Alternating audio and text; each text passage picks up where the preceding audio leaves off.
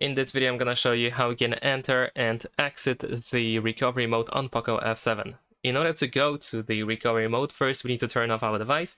So we need to press the power button and volume up button at the same time so that we can see the power menu.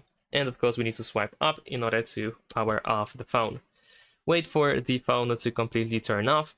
And once that happens, what you need to do is you need to press and hold the power button and volume up button. However, once you see the POCO logo on your screen, you can release the power button and just hold volume up. So this is what we're gonna go. What we're gonna do. Sorry, we're gonna press and hold both buttons, the power button and volume up.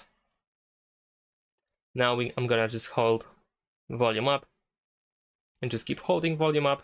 And there we go, we are in the recovery mode. Over here we have three options, of course: reboot, wipe data, and connect with MI Assistant. So if you want to now exit the recovery mode, you just have to choose the reboot option.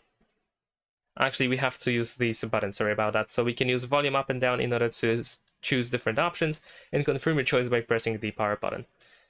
And then just confirm by selecting reboot the system. And yeah, that's pretty much it. This is how we can exit the recovery mode. Thanks for watching, leave a like and subscribe.